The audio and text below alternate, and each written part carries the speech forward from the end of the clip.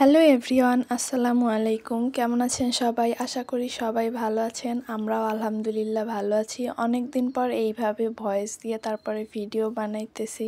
তো এখানে আজকে সকালে ঘুম থেকে উঠে আর কোনো ভিডিও করা হয়নি, যার কারণে সরাসরি রান্না কি করব সেই ভিডিও নিয়েই আপনাদের মাঝে চলে আসছি। রান্না বসানোর আগে আমার মেয়েকে একটু সেমাই রান্না করে দিতেছিলাম, একদম অল্প চিনি দিয়ে। ও খেতে চাইছে, যার কারণে এরপরে আমি রান্না বসায় দিছি। আজকে এখানে পুঁই শাক আলু দিয়ে রান্না করব, যার কারণে ডাটা আলুগুলো আগে ভালোভাবে কষাই নিয়ে তার ভিতরে শাকগুলাকে দিয়ে দিছি। আর পুঁই শাক আমার কাছে অনেক ভালো লাগে। যদি চিংড়ি মাছ দিয়ে রান্না করা হয় তাহলে আরো ভালো লাগে, কিন্তু বাসায় চিংড়ি মাছ নাই, যার কারণে দিতে পারি নাই।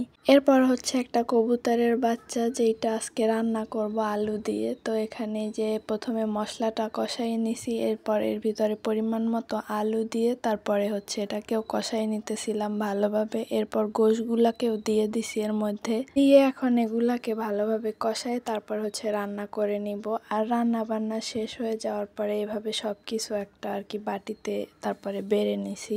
এখানেই তো পুঁই শাকের তরকারিটাও এখানে বেড়ে নিছি। এরপরে মুরগির গোশটাও একটা বাটিতে বেড়ে নিছি। এরপর হাঁড়ি পাতিলগুলো ধুয়ে রেখে দিব। আর আজকে সারাদিন কারেন্টে এত বেশি সমস্যা করছে যে কি আর বলবো, যার কারণে বাধ্য হয়ে ভাতগুলাকে যে গ্যাসের চুলাতেই দিছি, নয়তো কারেন্টের চুলায় প্রতিদিন ভাতটা রান্না করি। এরপরে বাসার বাকি কাজ গুছিয়ে গোসল টুসল করে এরপরে দুপুরে খেতে বসছি। আমার খাইতে আসতে একটু দেরি হয়েছিল, যার কারণে আমার মেয়ে আর আমার শাশুড়ি আগেই খেয়ে নিছে।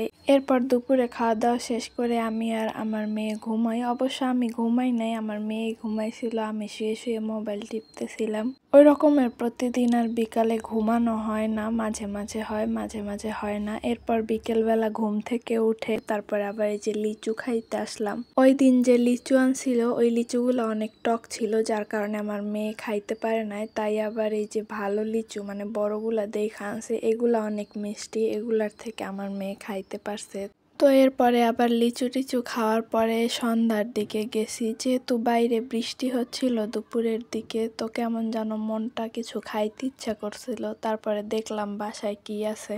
বাসায় দেখি খাওয়ার মতো কিছুই নাই। তো কয়টা বাদাম ছিল, সেইগুলার এরকমের একটু ভাইজা নিছি। আর রোজার সময় যে চিড়া আনছিল, ওই চিড়ার থেকেও কয়টা এরকমের তেলের ভিতরে দিয়ে এরপরে ভাইজা নিতেছিলাম। আসলে বৃষ্টির সময় এরকমের ভাজা ভাজির জিনিস খাইতে কিন্তু অনেক ভালোই লাগে। আর এই তো বাসায় কয়টা চানাচুরও ছিল, সেই কয়টাও নিয়ে নিছি। এবার এই তিনটা জিনিসকে সুন্দরভাবে মিক্স করে নিব, তাহলেই আমার চিড়া ভাজা রেডি। তো যাই হোক, আজকের ভিডিওটা এই পর্যন্তই। কার কাছে কেমন লেগেছে অবশ্যই কমেন্ট করে জানাবেন। দেখা হবে পরবর্তী ভিডিওতে। আল্লাহ হাফেজ।